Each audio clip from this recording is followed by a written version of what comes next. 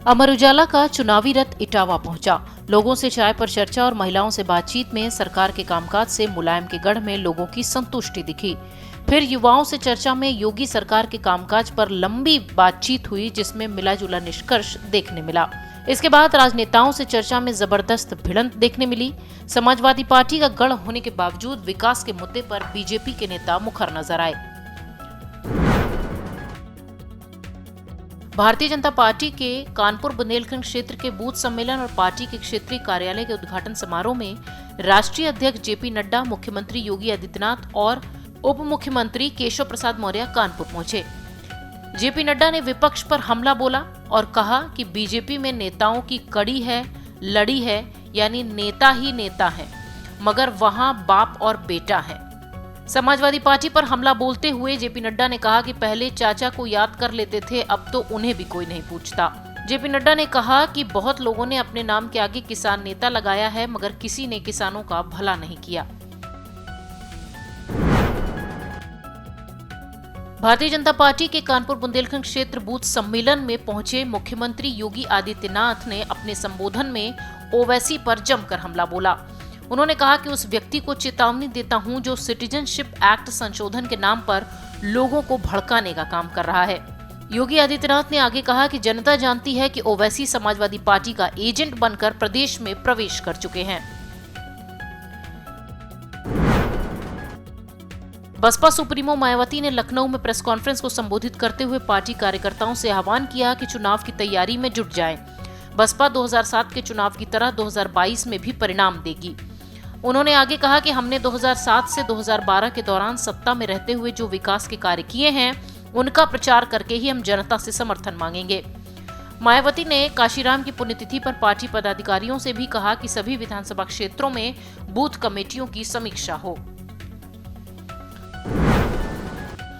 उत्तर प्रदेश विधानसभा चुनाव के गठबंधन के लिए रालोद और सपा आगे बढ़ते दिख रहे हैं। रालोद प्रमुख जयंत चौधरी आज अखिलेश यादव से मिलने पहुंचे। बताया जा रहा है कि अखिलेश यादव से उनके आवास पर भेंट करने के बाद आज ही सीटों का बंटवारा लगभग तय होगा। यूपी के चुनावी रण में इस बार समाजवादी पार्टी और राष्ट्रीय लोकदल एक साथ मिलकर लड़ने की उम्मीदों को परवान दे रहे हैं। हालांकि दोनों गठबंधन की घोषणा जरूर कर चुके हैं, लेकिन सीटों पर अब तक सहमति नहीं बन पाई है।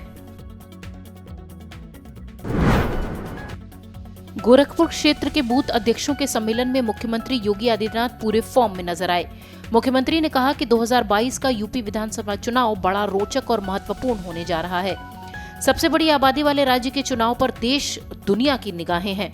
योगी आदित्यनाथ ने कहा कि इस चुनाव में एक तरफ देश की आन बान और शान की रक्षा करने वाले प्रधानमंत्री नरेंद्र मोदी और पार्टी के राष्ट्रीय अध्यक्ष जेपी नड्डा का नेतृत्व है, तो दूसरी तरफ भारत को अपमानित करने वाले, जनता के हक पर डकैती डालने वाले और आतंकवाद समर्थक जिन्नावादी हैं। ये मजबूत इरादों की सरकार है और यही वजह है कि 4.5 सालों में कोई दंगा नहीं हुआ। मुख्यमंत्री ने चुनाव से पहले समाजवादी पार्टी पर बड़ा हमला बोला है। उत्तर प्रदेश माध्यमिक शिक्षा परिषद की हाई स्कूल और इंटरमीडिएट बोर्ड परीक्षा 2022 का आयोजन विधानसभा चुनाव के बाद कराया जाएगा। वहीं हाई स्कूल और इंटरमीडिएट की प्री बोर्ड परीक्षा जनवरी के पहले सप्ताह में आयोजित की जाएगी। यूपी बोर्ड की हाई स्कूल और इंटरमीडिएट परीक्षा 2022 के लिए करीब 55 लाख से अधिक नियमित और व्यक्तिगत परीक्षार्थियों ने पंजीकरण कराया है। प्रदेश में 2018 में बोर्ड परीक्षाएं फरवरी में आयोजित कराई जा रही थीं, लेकिन 2022 में फरवरी मार्च में विधानसभा चुनाव प्रस्तावित होने के कारण विद्यालयों में मतदान केंद्र बनाए जाएंगे और शिक्षकों को बीएलओ नियुक्त किया जाएगा, जिसके लिए वो चुनाव में व्यस्त होंगे। ऐसे में चुनाव अवधि के दौरान बोर्ड परीक्षाएं आयोजित कराना संभव नहीं है। पूर्व राज्यपाल अजीज कुरैशी ने कहा है कि इस बार यूपी में सपा की सरकार ही बनेगी। कांग्रेस में प्रियंका गांधी ने जान फूंकी जरूर है, लेकिन विधानसभा चुनाव में समय कम होने के कारण सरकार बनाने लायक वोट कांग्रेस को नहीं मिलेंगे।